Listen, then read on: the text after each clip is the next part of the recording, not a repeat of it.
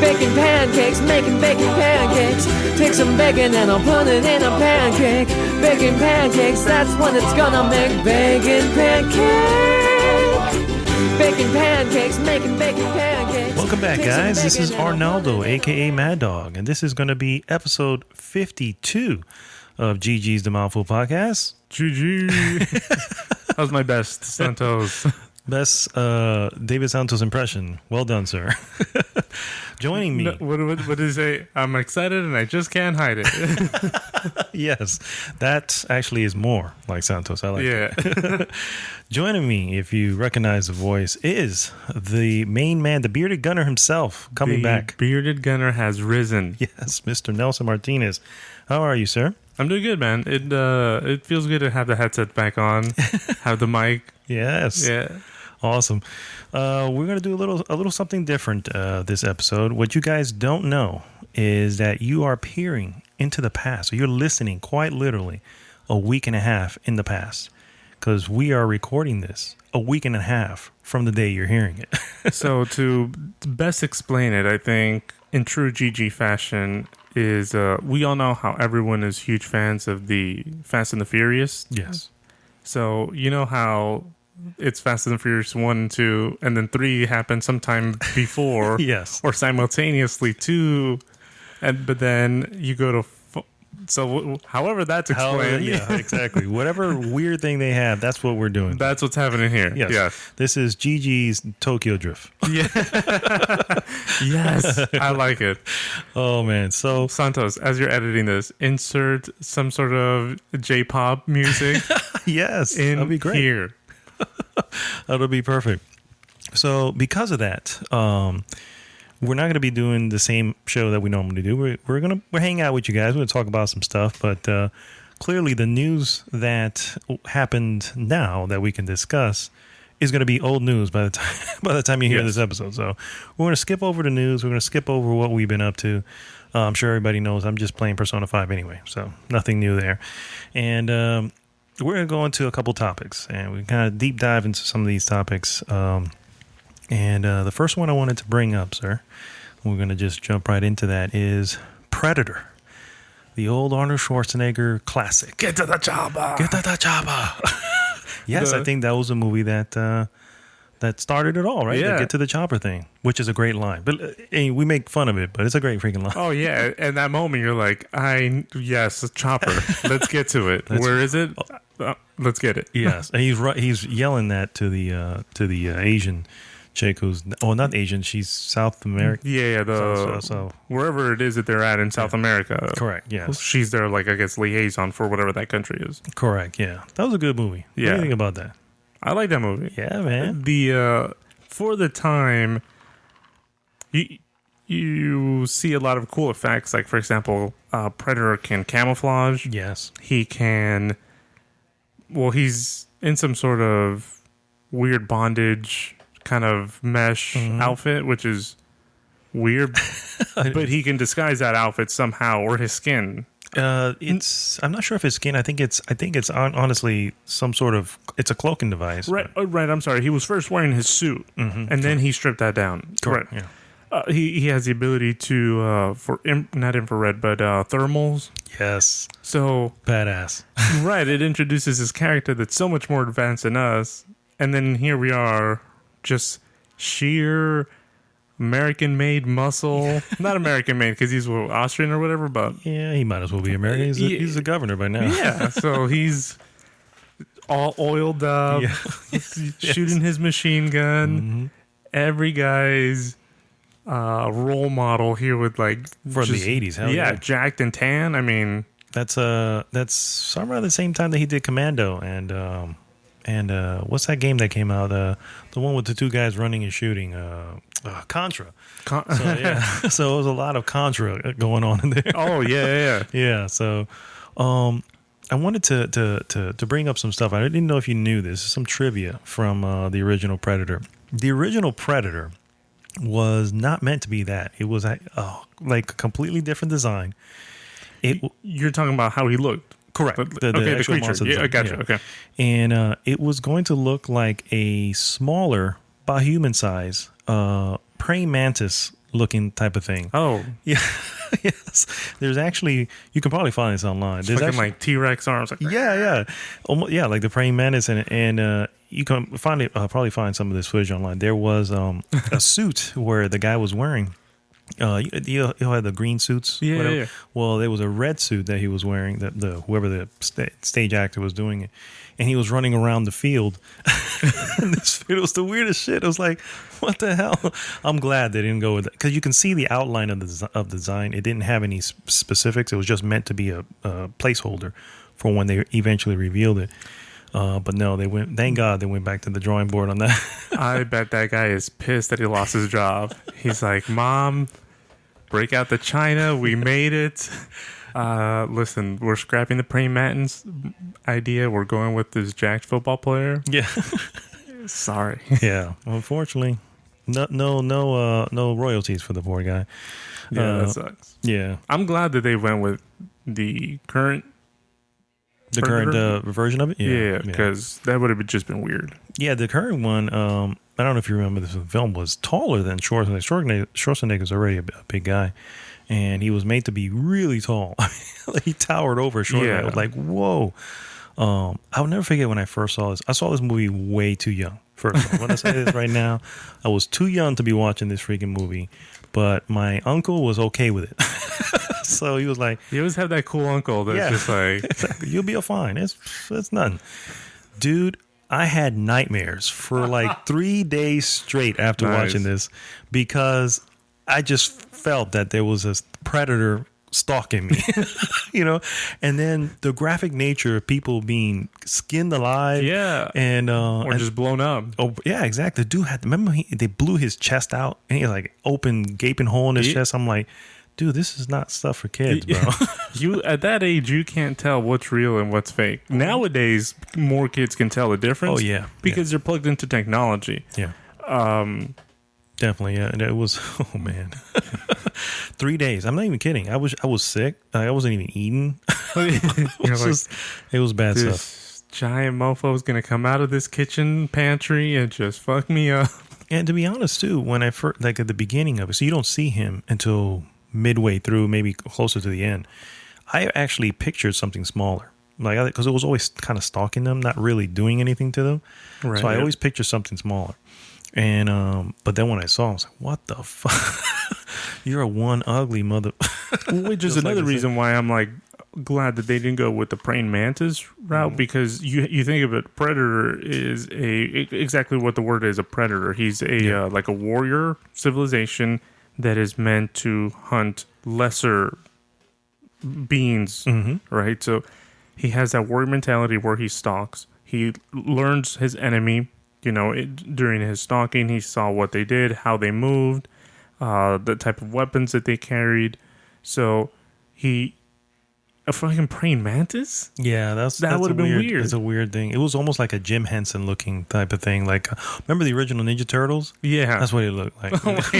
What was the one? The part 2 Ninja Turtle, A Secret of the Ooze, and it had that one thing that looked like a snapping turtle that was turned into a big thing. Well, picture that, but much skinnier. Oh, that's weird. Yeah, it was just strange. I'm glad they didn't go with that. So, I'm sorry. I kind of went on the deep end here. Where are we going with this? Oh, I'm sorry. Well, first off, we want to talk about The Predator. It's a great movie, and unfortunately, it didn't do so well after that. Part 2 was, Yeah. and then it started doing the crossovers with the Alien versus Predator. But a good thing has happened. Apparently, it's going to have another sequel, but it's meant to be a sequel/soft reboot of the film. Okay. And it's coming out in 2018, scheduled for February 9th of 2018, so less than a year from now. And the director, Shane Black, is going to be directing. Shane Black is from, first off, for those who don't know, Shane Black actually was in the original Predator. There was let me see if I can find his name from that original Predator movie.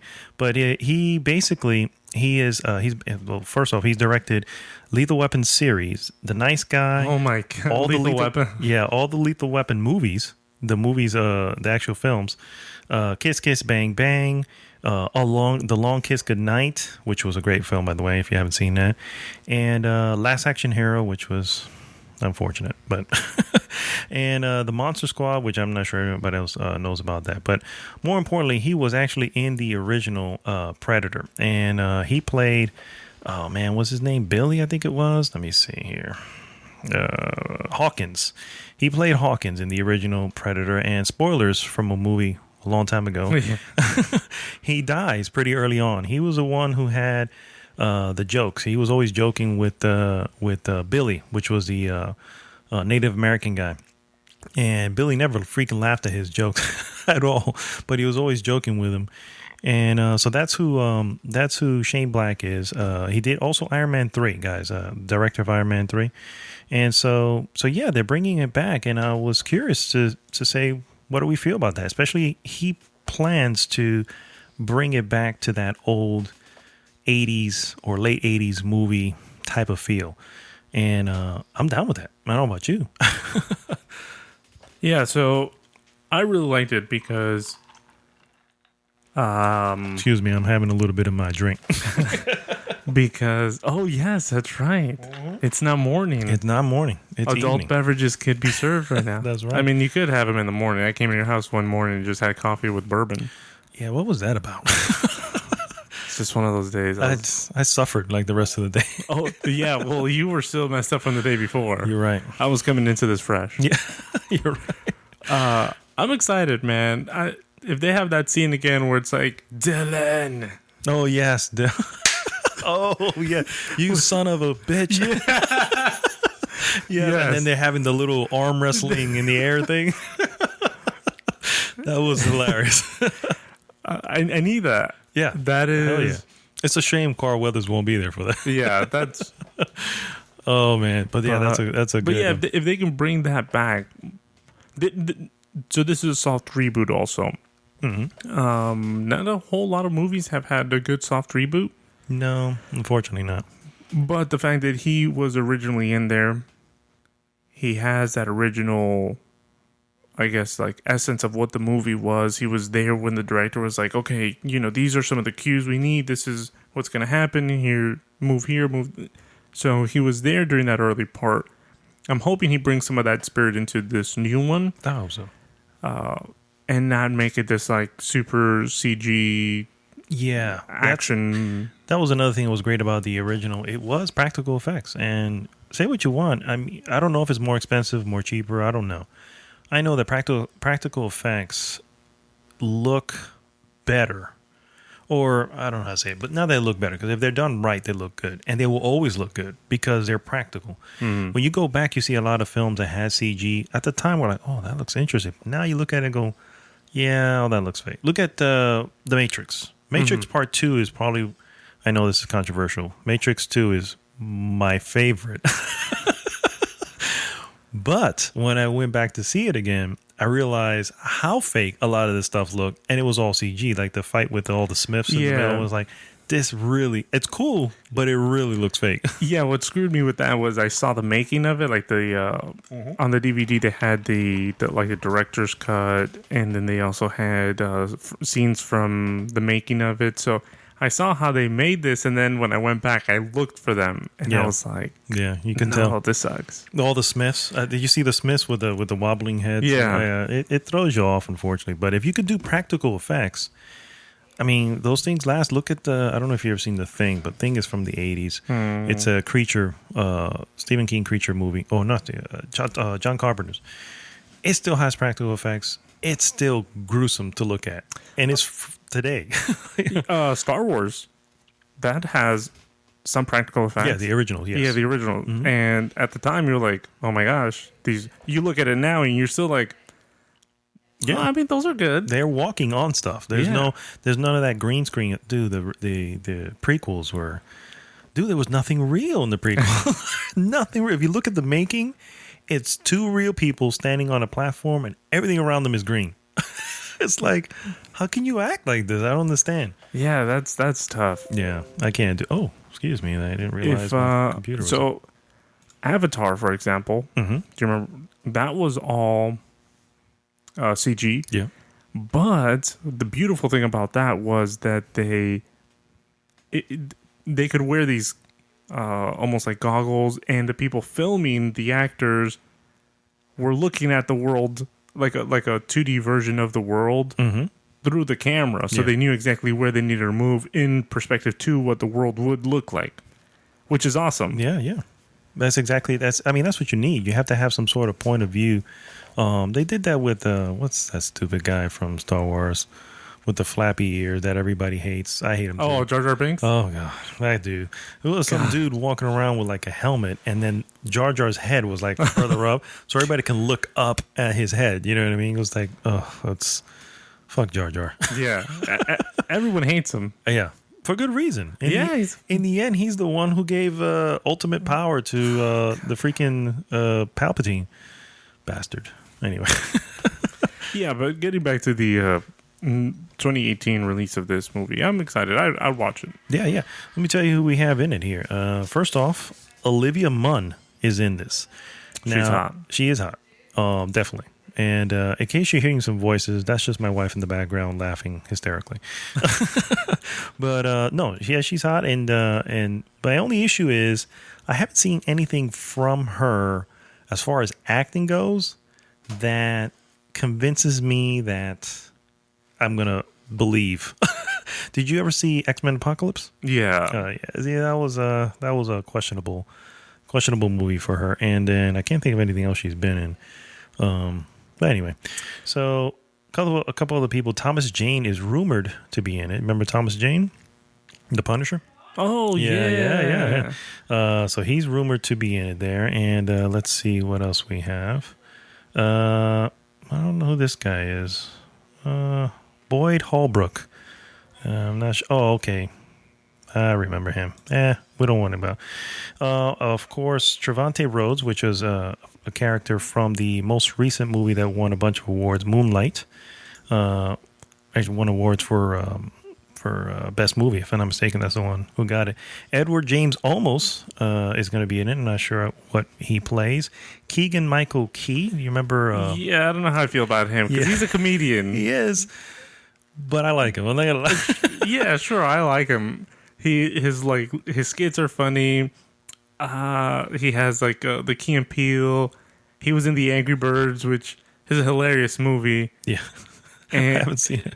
It's pretty funny. Okay. But at the same time, I'm like, you're a funny guy. Predator, to me, is like an action movie. It's like the 80s action movie. It definitely is. To have him in it, I guess it does stand out a little bit. But if they make him Dylan, I am going to be so pissed. Well, I don't know. If he pulls it off, though, let's be real. Dylan was jacked. He was jacked. I know, he was jacked. We imagine he does the same scene. That would be hilarious. That would be a little bit too out of character. But see, that's the thing. Like, it would be funny to see it. I almost kind of want to see it now. That would be great. Fucking Punisher rolls in. He's like, Dylan. And here comes this 6'2", scrawny guy. Oh my god! Hands on, and they start doing the arm wrestling thing in the air. That would be great. I actually want to see that. I could almost see him like, oh, like man, so you get a strong grip, but I can make a joke out of it or something. Been pushing pencils. Someone else who's going to be in it, Mr. Alfie Allen. Do you remember Alfie Allen? Mm-mm. Theon Greyjoy. Yes, he's in this. He's from John Wick also. First one. That's First right. one, yeah. That's right, yes. Theon Greyjoy. Theon Greyjoy, yeah. So the cast, I don't know. Actually, looking at the cast, I'm excited because I have faith in Shane Black. But the cast concerns me a little bit. That's an interesting lineup. Yeah, it definitely is. A woman by the name, she's actually pretty high up on the list. Yvonne Strahovski. I don't know who that is, but she's pretty. She's blonde. So this is what I'm thinking. Predator's going to come in, going to probably kidnap one of the two pretty chicks, they're gonna have to go on a rescue mission to rescue this chick. One of the other pretty ones is gonna be a strong support role to whoever the main character is, which I'm thinking is gonna be what's the Punisher's name? Thomas Jane. Thomas. Okay, so he's probably gonna be the main character. In my opinion, she's gonna be a strong female support role. That's gonna be kind of his like confidant. Like, don't go in there.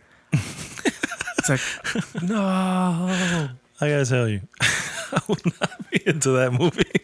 I mean, first of all, the Predator doesn't do that. He takes people who are armed, and he takes them out. He doesn't kidnap them. Like you're getting. Well, look at Alien vs. Predator. Oh, which one? The first one. Whenever he rescues that one bitch and they escape together. Oh, okay, I got you. Yeah, but he didn't rescue her. She rescued him. Right. And that gave him the moment to say, okay, you're cool like that. And I mean, I'm going to sear your face with this, with this acid. She's like, so you can be down with this. So in the future, when we take over, we're like, screw you. Oh, you're cool.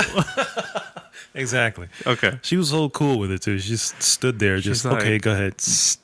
Brand the fuck out of me. Yeah, I'm like, what? I'm in this gang. Yeah. Oh, remember when he gave her, like, he couldn't talk to her, but he gave her the weapon. Yeah. He took the tail of one of the aliens, put it on a spear, and then he ripped the head off of the xenomorph and gave it to her so she can block the acid. I'm like, that's genius. That's not a bad movie. I know it gets a bad rap, but Alien vs. Predator, the first one, wasn't horrible. Yeah, no, it was. I liked it. Yeah. I get down with it. Me too. I enjoyed it. I don't know how they made a hole that big or were able to find a drill that big to tap into like the fucking center of the earth, but oh yeah, I can't remember what it was that did that. Something from the actual pyramid did it, burrowed the hole outward. Oh, wasn't it? No, well, how did they get down? I thought they like dug a hole.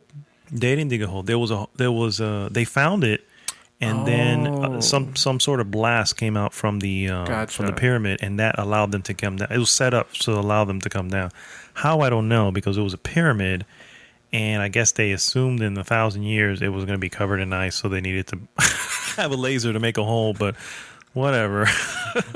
let's not dig deep in this one. But yeah, no. Actually, looking at the what do you call it, the IMDb page for it, Boyd Holbrook looks to be like the main star. He plays the cop, the American cop in Narcos. The show Narcos. The blonde guy, the American guy. Yeah. So that's who I think he is meant to be the main dude. Really? Yeah. I mean, yeah, I could see it.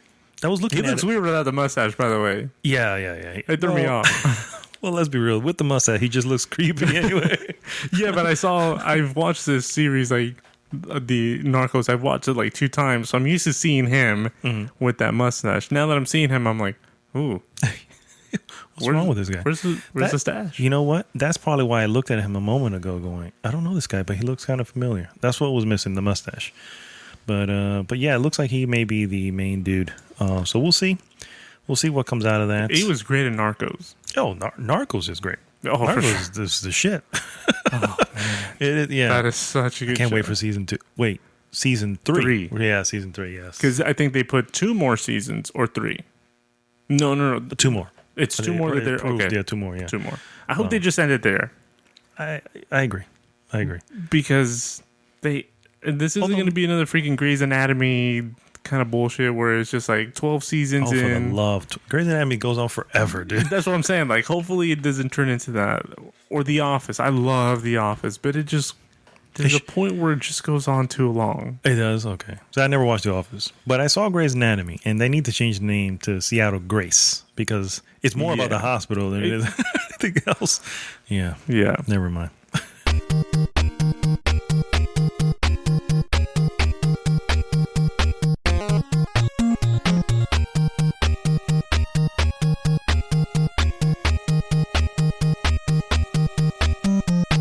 All right, so we're going to go into topic number 2. second topic for the evening, and it is Netflix and their new rating system.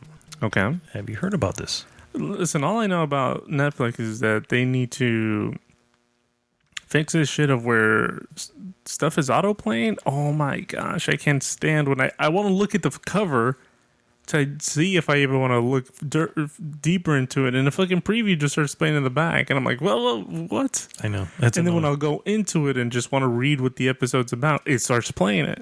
So they need to fix that. If this fix of the rating system is also going to help fix that, I'm all in.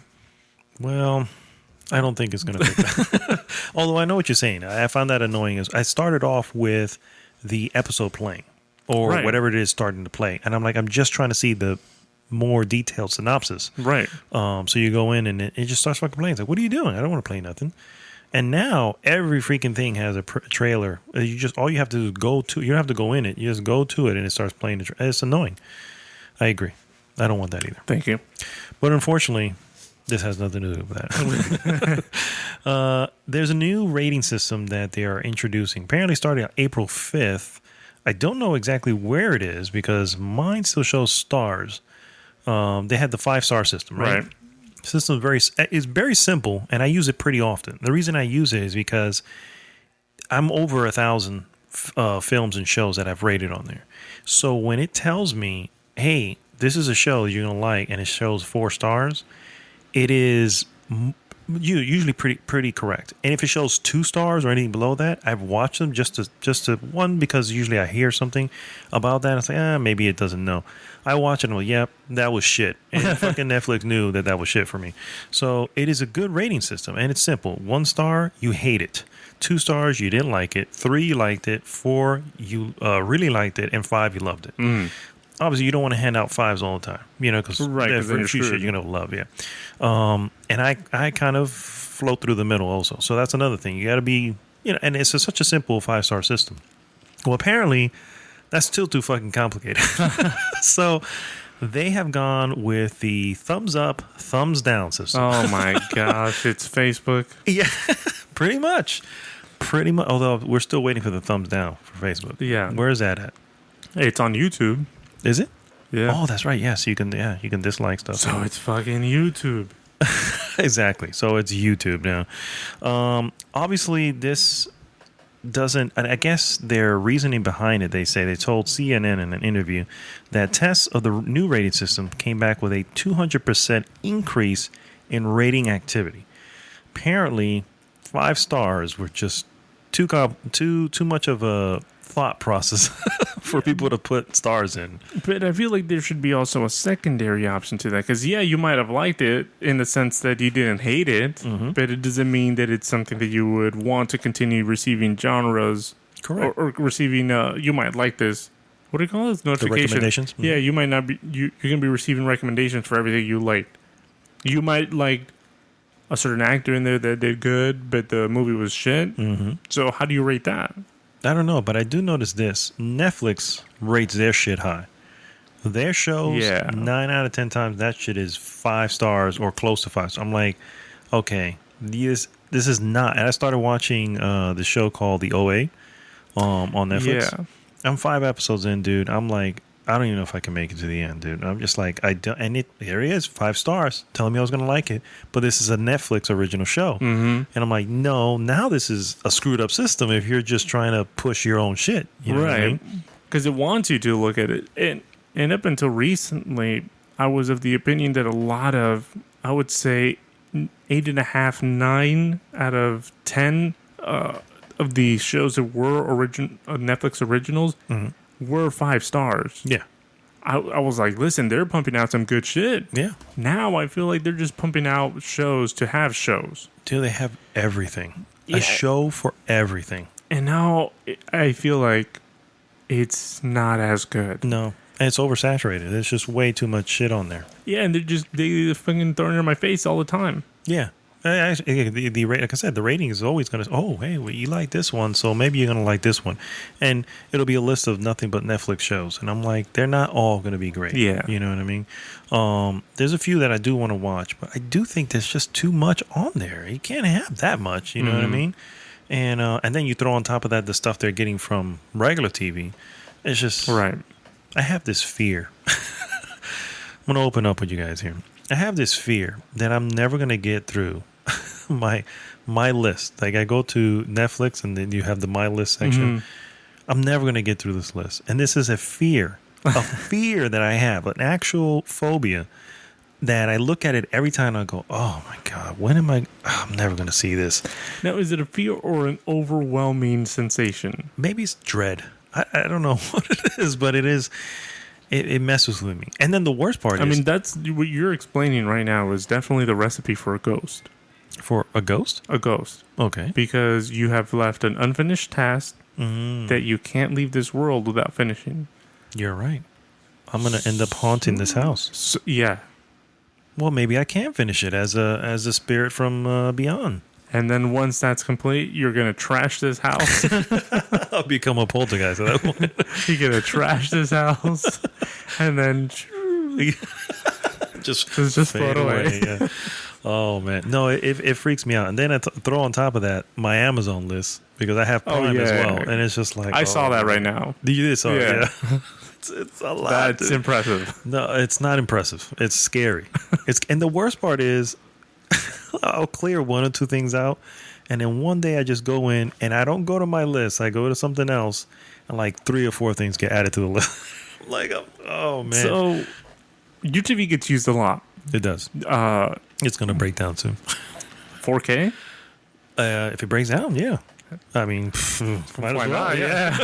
I have a reason now. They have 8K TVs. Do they? Yeah. I heard they were showing off at CES. Or Yes. Yeah. Oh, so it's just showing off. It's not actually. Is it out there? Out there? It's they've made it. It's just not commercially available. Okay, fair enough. They have these TVs that are custom made, right? And these TVs are like, They gotta be in the thousands, huh? oh, dude, they're like hundreds, thousands. Do you remember when Plasma came out? Plasma was like $25,000 for a TV. That shit was crazy. Now they're shit. No one wants fucking Plasma. Now everyone's trying to get rid of them. Exactly. Yeah. And now everyone's moving to LED. No, there's another one. It's not LED. It's The newest one? I'm not sure. yeah. It came out on CES or whatever that. The newest one? I don't know. I'll have to look this up here. But So while you're looking that up, basically there's these TVs that are custom made to whatever specifications you need them, but they're also very durable. So they've tested them in extremely hot temperatures, extremely cold temperatures. They've drop tested them, and these are some of the most expensive TVs. There's this rapper called 2 Chainz. okay. That he has this little special on Forbes. I think it's Forbes. It could be Forbes or GQ, where he just goes around testing expensive ass shit. Like there's this $10,000 toothbrush, and it's fucking $10,000 because it's made out of gold. Oh God. Okay. So it's just that like stupid expensive stuff. It shouldn't be that expensive. It's only expensive because of the material. Yeah. Okay. Like there's a $2,000 slice of pizza because it has fucking 4-karat gold flakes on it. Oh, that's that BuzzFeed one. Yeah, the BuzzFeed. Who wants to eat that? Dude, it looks so horrible. Guys, imagine for a second a slice of pizza, right, with gold flakes, right, in it. And caviar. And caviar. And which caviar, I don't mind caviar. But Yeah, I don't mind it, but it's a fucking pizza. Oh, no, exactly. It's like putting pineapples on that shit. Exactly. And then they use squid ink in the dough. In the dough. So now the dough looks black. Yeah, that's And you throw on top of it this expensive cheese from Europe. This is the most expensive pizza, $2,000. it's bullshit. And I'm like, that's fucking disgusting. You just threw a bunch of expensive shit together. Who wants Exactly. that? That's just stupid. It's like it's basically like a Frankenstein pizza. It is. Just a bunch of expensive shit that you threw together to trick fucking people that have so much money to spend that they're like, this cheese is complementing the caviar and the squid ink. Yeah, It's like, yeah. you can't tell the difference between any of these ingredients. And those guys, they didn't like it. No, they did not. And they so didn't want. They could. I guess I don't know if they could or couldn't, or they chose not to insult. But that just did not look appetizing at all. No. Well, at the end, spoilers. At the end, they pick like the $2 slice of pizza. Of course, man. It's It's the like best one. Super cheesy. You literally can take a paper and rub it on this thing and see through this paper. Mm-hmm. It was great. Yeah, that's what you want from your pizza. Did you find it? OLEDs? The OLED TVs? Yes. Oh, that's what I was saying. An OLED TV screen. Looks like the newest thing, really. OLED. OLED, yeah. OLED or whatever. OLED, yeah. So anyway, so back to Netflix. Netflix, yeah. There's a little, I guess it's controversy, but at the same time, there's a little theory as to what caused some of this stuff.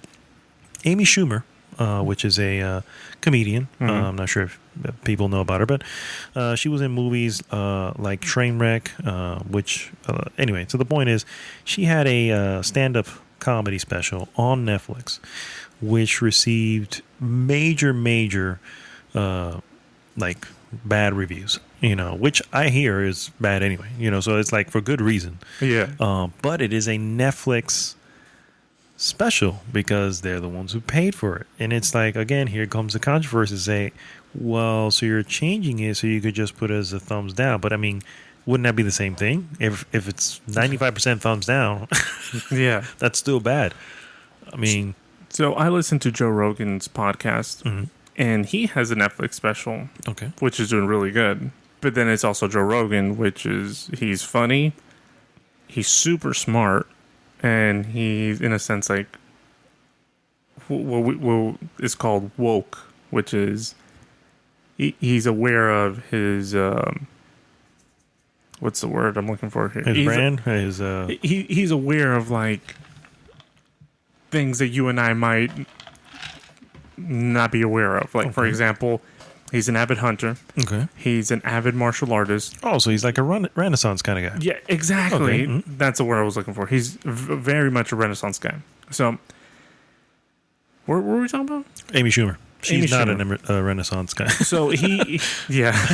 So he was saying that Netflix is very lenient with comedians that do their specials on how they do their show.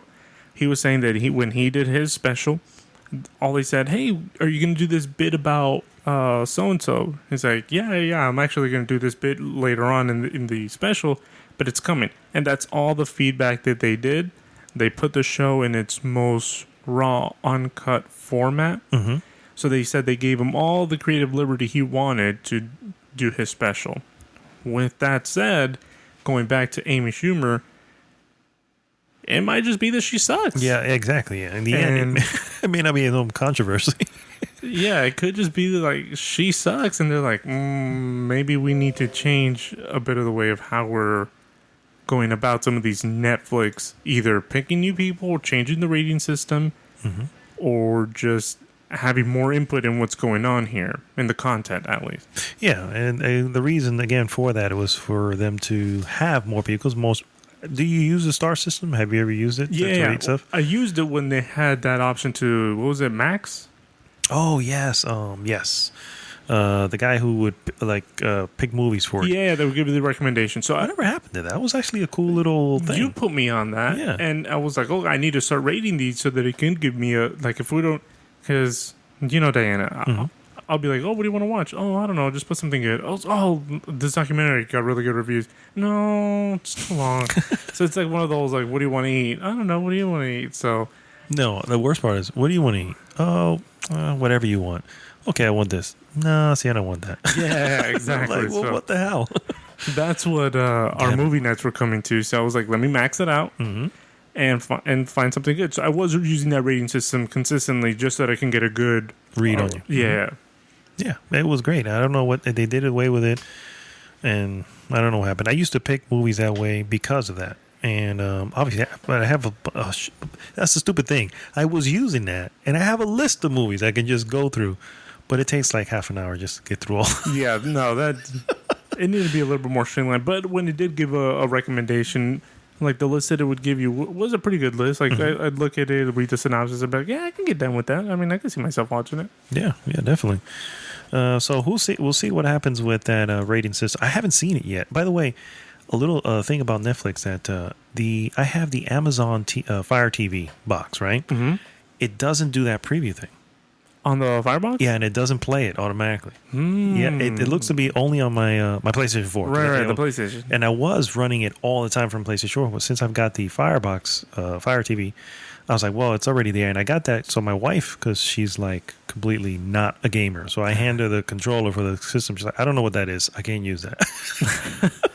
So the Fire TV was a way to, here you go. This looks like a regular remote. Use this shit.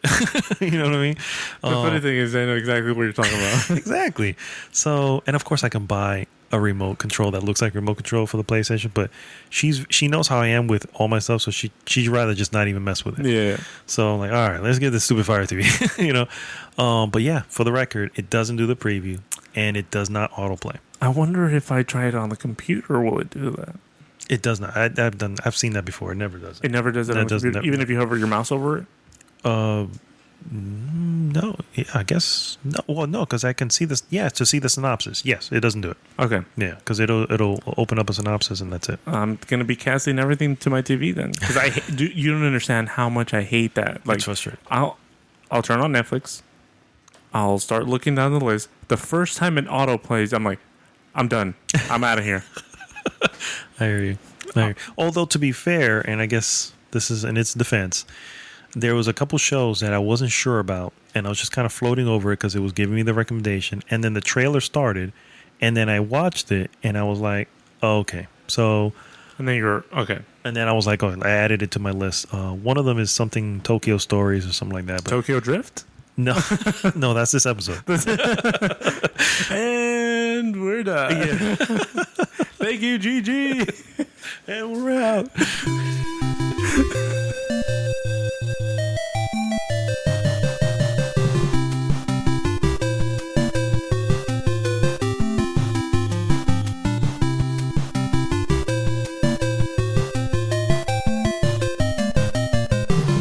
And we are on the last topic of the evening, topic number 3. And this topic is the reason why I asked Mr. Gunner to come over today.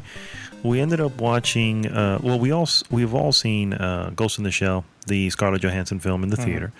And he's never seen the anime. And I have the anime on Blu-ray. I think I have all of them on Blu-ray at this point. Yeah. Yeah. But so I was like, come over, we'll watch the original. And you can draw your comparisons and thoughts and impressions and everything. So we just literally watched the Ghost in the Shell, the original 1995 film. What do you think about that, sir? What did you think of the film overall? Go. So I have to say that the music was a little unique in the sense that, hold on. Mm-hmm. Oh, adjusting the mic? Yes, by all means, sir. Okay. Does that still sound like I'm echoing? No, that sounds a lot better. No, you sound good.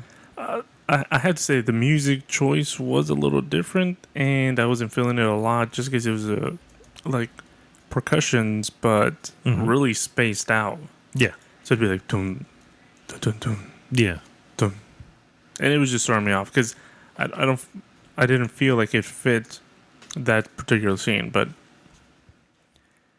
It's very Japanese. Right, yeah. Which I understand that. Mm-hmm. But the other thing, too, is that my baseline, my introduction to Ghost in the Shell was the ScarJo film. Yes. How did you feel? I don't know I think we discussed it, but overall, how do you feel about that movie? I liked it. Yeah, I did too. Yeah. What would you say? It was a 7? I gave it a 7, yeah. Okay, 7. Well, yeah, I'd have to say I'd give it like a 7.5, 8, only because I feel like it did touch on a lot of things. Like, so you look at, for example, iRobot, or what was the other one with the kid? Oh, AI. AI. Mm-hmm. And a lot of that is exactly, what somebody who has artificial intelligence or who has been created would go through, like trying to identify with what exactly they are. They have the skin of a human or the appearance of a human, but they are not human.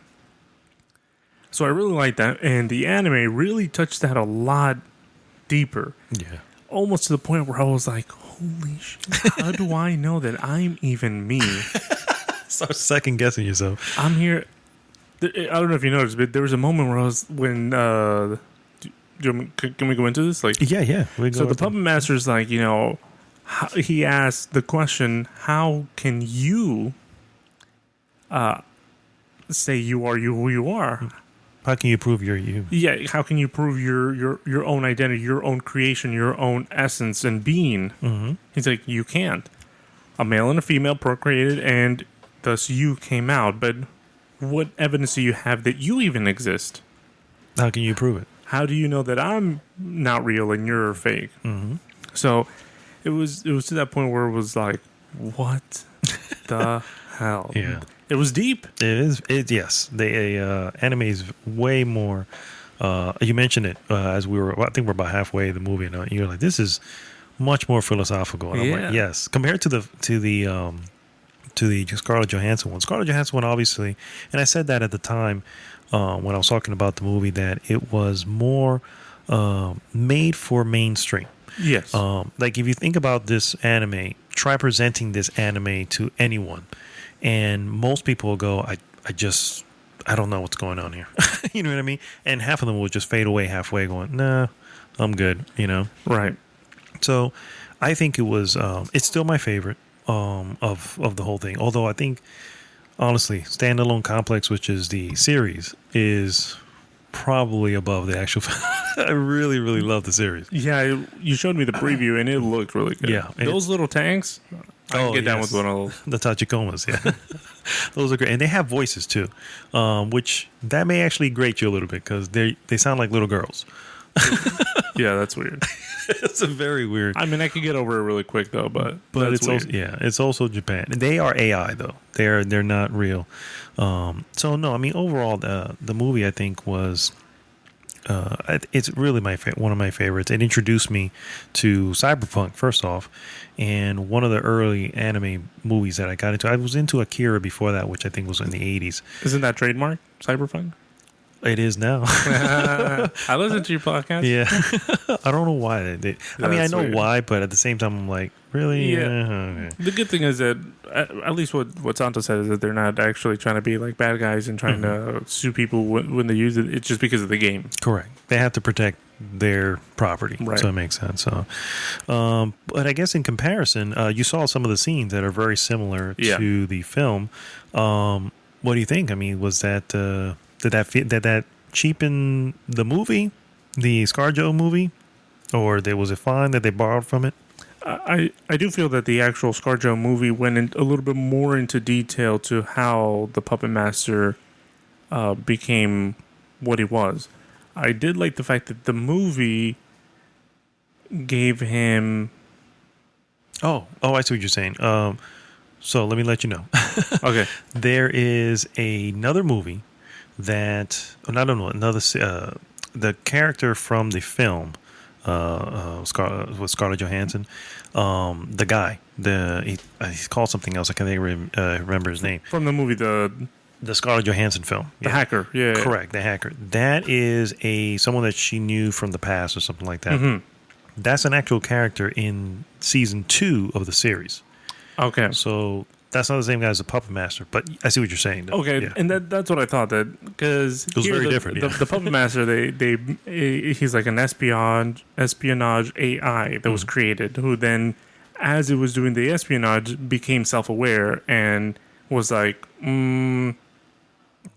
questioning life. Like, okay, what am I? What is my intended purpose? I'm looking at all this stuff. I want to, which is the essence of humans. Like, you look at, just to get a little sidetrack here, but they did an experiment with chimps where they introduced them to a form of currency. So the first thing that these chimps did when they clicked what currency is, exchanging tender for something, for a good, is they went and bought sex. Oh, wow. So in this what is this again? Is this a documentary? No, this was a study that they did with chimps, just trying to see if they can really, because chimps can use basic tools. They make tools, right? And they can sort of communicate as well. Right. And chimps are freaking complicated. They're super sophisticated animals, but they started to try to introduce them to currency. Mm-hmm.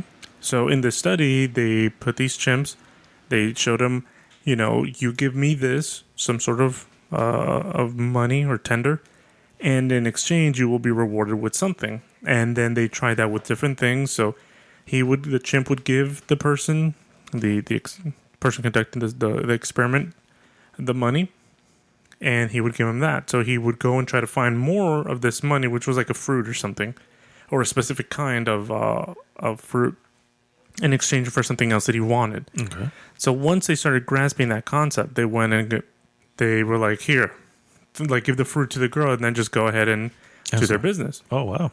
So This is what I'm paying for. yeah, it's like, Oh, wow. so in their natural instinct, it's like, it's to procreate, which was what the puppet master wanted to do. He's like, I want to reproduce, be alive, like, and to die. yeah, He yeah. also wanted to die. Which is like two things, like we live to die and die to live. Mm-hmm. Or is that how the saying goes? There's some sort of saying that's like that. I can't remember now. But essentially, it's like, how do you know you're alive? Well, you could die. Yeah. Well, yeah, exactly. So it was, like I said, it was super, super deep. Mm-hmm. Like, it's touching on some of these like philosophical things that, like, what does it mean to be alive? How do you know that you're alive? Well, you could die. That's how you know. Mm-hmm. You could be killed. Look at the end of the film when her body gets taken out, but they save her brain, move her to a different body. And so does that mean she's alive? Because clearly something like that would have killed a regular person, but no, she was able to be transported to another body. And this is like the year this movie takes place, 2029. The series is 2030, so obviously everything's we're getting on. close to it, man. I know. Right around the corner. I'm ready for my cyber brain. I don't know about you. Shit, if I can get a kick-ass body like that, dude, I'd have abs. Well, huge quads. Oh yeah, well that's something from the show too, the series Bato, which is the one with the weird With the eyes. yeah. He at some point he's ordering a bunch of workout stuff, and the other guys are like, "What the hell is he doing this for? He's got a cyber body. It's not going to do anything." He goes, Yeah. I don't know why he's wasting money on this. So he's mad cool in the show. In the movie, that's another thing about the movie compared to actually everything else. That film is way serious. I mean, way more just deep. I mean, it's just meant to be very deep. Now, I wanted to bring up something because you had mentioned it, or maybe it was Diana. Diana had come in halfway through it, and she was like, "Why is she naked?" Yeah.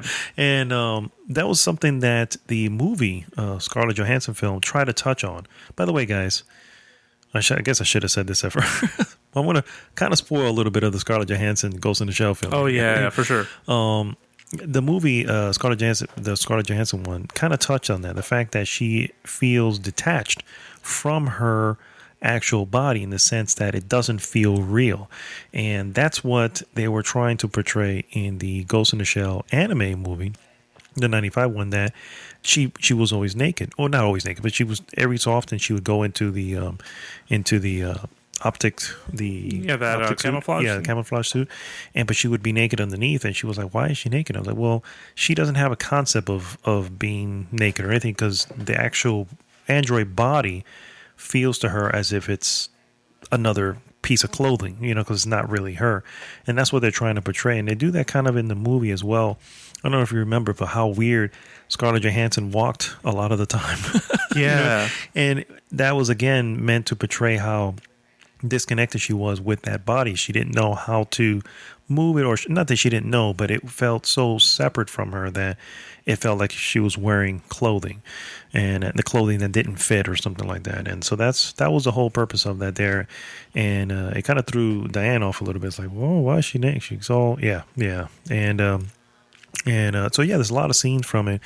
I wanted to bring up something that seems to be the biggest issue with Ghost in the Shell, and that's the whole whitewashing incident, or the whitewashing, I guess, controversy behind it. I understand, I was saying this before, like I understand that, yes, obviously this is an Asian character, and as an Asian character, you would want to have an Asian actor or actress playing them, and I get that. you know. And I can't. There's just no way around it. I get that. I understand it. It would be the same as somebody playing a Hispanic character who's obviously not Hispanic. Why didn't you just get Luis Guzman or something like that? You know what I mean? Why not? And I get it, but I also get how these movies work, and they wouldn't be there. You know what I mean? They would not make the movie bombed as far as I'll show you the box office thing. Remember? Yeah, it bombed as the box office, but it would probably have made half of that if Scarlett Johansson wasn't in it. Oh yeah, that budget would have been blown. Correct, I mean, exactly. And they would have been upside down. that's a shame. It shouldn't go that way, but that's the truth of it. And in the end, I think we should just be able to appreciate what it is and see it for what it is. Funny to say that I had mentioned this in the last, I think it was last podcast, where people don't seem to mind Scarlett Johansson in Japan. Like the movie came out. Yeah, in that was Japan. last podcast. Mm-hmm. Yeah, and it's amazing when they were asked. I mean, the one thing they criticized. Because she's hot. Well, that too. But one thing they criticized the film was for being not as deep as they would, they come to expect Ghost in the Shell. But the whole fact that she wasn't Japanese or Asian in any way didn't seem to bother me. A lot of the actually showed Santos the average rating because they have like their own Rotten Tomatoes type of thing. Here, it's in the 40s. Right, we saw it in the thing for Rotten Tomatoes, and over there, it's in the 7.5 or 75 range. I guess you can put it. They do a 5-star type of thing, and it's like 3.5 stars, which is 75%. So clearly, they're more receptive to the film because part of me feels that, and I'm not sure if this is true, but part of me feels that a lot of the movies' bad press came because of the whole thing with not having an Asian actress. And I think that's, again, I understand why, but at the same time, I'm like, you should judge the movie for what it is. Yeah. I mean, I'm of the opinion that people are too sensitive these days. Yes, people have forgotten their pecking order or their place in the pecking order, whatever. And they want to find any excuse to complain about anything. Mm-hmm. I'll give you an example. I recently bought a part for a gun. Mm-hmm. So, as I'm starting to assemble it, I noticed that it has a scratch on it. Okay.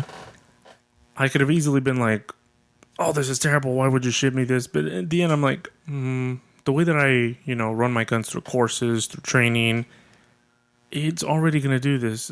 Why am I going to complain? Mm. Why am I going to take the time to write? Somebody else would have written a review. Oh, I ordered this part. It was told that it was new, but it appeared to be used. Why? People are just looking for an excuse to complain. Mm-hmm. And with this film, you look at the climate at the time. It's this whole like the whole Black Lives Matter, the change in the presidential candidate. Feminists, all of this stuff that's going on, and then this movie comes out where nobody knows this film. Yeah. I mean, yes, it's a small group of people. Right. There's a certain group that know about it, but now the critics want to come in here who I'm almost sure they did not know about this film and the origins of this film, and want to come in and like say, "Oh, it's a whitewashing of Hollywood." It's like, up until now, you did not have an opinion of this film because it was probably a new property to you. Now you have an opinion. It's like it doesn't make any sense. I think a lot of people may have jumped on that bandwagon. I saw this other article that really, really threw me off.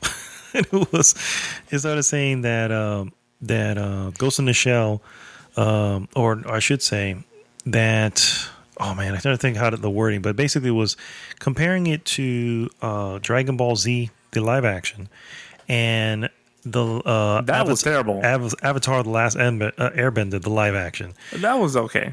Both of them were horrible. So well, yes, they were both horrible, but compared to Dragon Ball, the Avatar was a lot better. I didn't like Avatar. I really did. I did not at all. Compared to Dragon Ball, where he's like. But Dragon Ball was bad. I mean, they were both bad. Yeah, Dragon Ball, I think, was the worst because he's like a frat kid. Yes, that was the other. No, but here's the deal. The thing It was bad. Yeah, it was pretty bad.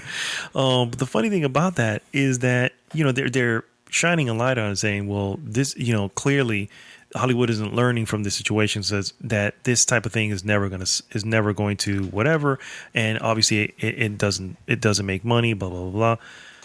I look at those two films and I go, I don't see the whole whitewashing issue on that being the reason why they sucked. Yeah. They sucked because they sucked. You would have put in whoever you wanted as the actor in that same exact movie. So bad. Yeah, and it would have just been horrible. And I don't think the same thing can be said about the Scarlett Johansson film. No, absolutely You know what I mean? Yes, would have been more authentic to the original storyline. Yeah, sure. But that doesn't mean it would have been a better film or a worse film. You know what I mean? So I think Scarlett Johansson was perfectly casted because I look at this film and the character in that film does not look Asian at all. You know about the anime? Yeah, the anime. Yeah. She doesn't look Asian at all. She doesn't look to be designing. Yeah. And they spoke to the guy who made the film, this anime, the director of this anime right here, and asked him, "Hey, what do you feel about whatever?" He goes, "She was never meant to be. She was meant to be." Of no ethnic background. Which that is was the perfect. point. Yeah, that was the purpose of it, because she was meant to be a doll. That was his one thing. She was literally. That's why she had such big blue eyes in the film. He did that on purpose. She was meant to be like those dolls, those realistic looking dolls that you see in some people's houses that freak you the hell out. That was his vision of her, and that's how he did it. That's how it was meant. She was not meant to have any. The whole point was, there's a scene in the anime, the one we just saw, where she's walking the streets and then she kind of looks up at an office building and she sees herself, or it appears that she sees herself kind of working at a table or at a computer. So there's two ways of viewing that. One of them is to say, she's looking at that to say, oh man, what life could have been if I wasn't in Section 9, right? Another way is to look at that is, that must be another copy of me, another model of my cyborg body that's out there doing something else with another ghost and all that, you know what I mean?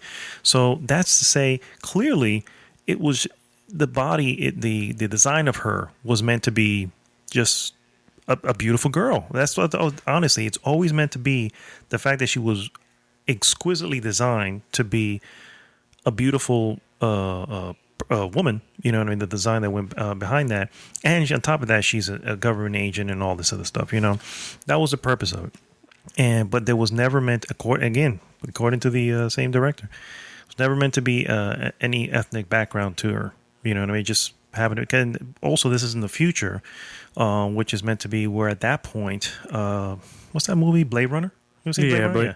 So Blade Runner has like a mix of ethnic, of just different people. You have Asians, you have Spanish, you have all these people just kind of mix in, because that's what the future is like. In the future, that's what the future's like. I'm not obviously from there, but I mean, the hope is that we get to the point where race and everything doesn't matter. You get to that point where it just mixes in, and that's I think they were trying to do with the film. Right, and so. Just piggybacking off of that, you think of the fact that someone who's going to design something, you have to start with some sort of blank template, whatever that looks like. You think of a mannequin that you're going to dress up. A mannequin can be in, say, for example, Urban Outfitters. It can be in Abercrombie. It can be in whatever store that caters to whoever shops there. A mannequin looks like a mannequin. It looks like nothing. Yeah, you take it off, it looks like a mannequin. Exactly. Yeah. So if that's the case, they're going to look for whatever looks the most neutral. And unfortunately, a blank slate is, a blank slate. Yeah. No, I agree. And unfortunately, it looks like it's literally bombed, the film. Although it did, like I said, it did well in Japan, but Japan is much smaller compared to the rest of the world. So yeah, the other thing that I'm thinking is that, like, Japanese cultures have been around longer than an American culture, right? Like, we borrow so many things from all these other ethnicities and they want to claim it ours, that it's like, these cultures have, I don't want to say gone through the issues we've already gone through, but they've been around longer than us, so they have different mentality than what we have. Also, a first world country who isn't played with the issues we have. They can look at things and be like, I can appreciate this for what this is as a standalone. Correct. Versus, oh, well, why did they have to cast her? Or, no, this actress is definitely too voluptuous to be playing this this character. Or why, they start nitpicking at every single little thing here because they have a reason to complain. They have a voice, they have a platform to do that. So they want to exercise their ability to do that. Where over there, they're probably looking at it like, she's hot. That looks like a good movie. They're going to remake this.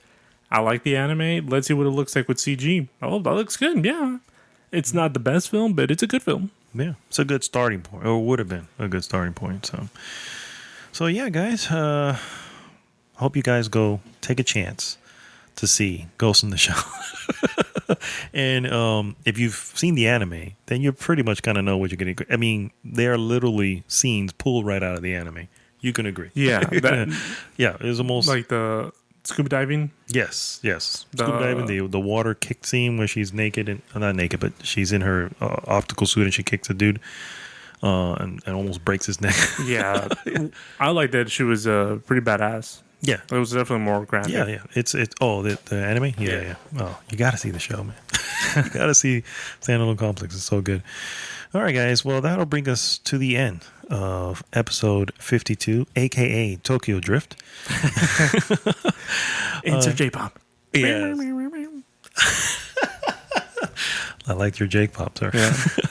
If this, anyway, as always, if you're listening to this on YouTube, on Google Play, or on iTunes, by all means, subscribe and leave us a comment. Also, go to goodgame.tech. That will take you right over to our group and join the conversation there. As always, this is Arnaldo, aka Mad Dog, signing off for this week. Mr. Gunner. Goodbye. Dramatic pause. Dramatic pause. Ding, ding, ding, ding, ding. That's the outro music, That is right? the outro, yes. And on cue. All right, guys. We'll see you next week. GG!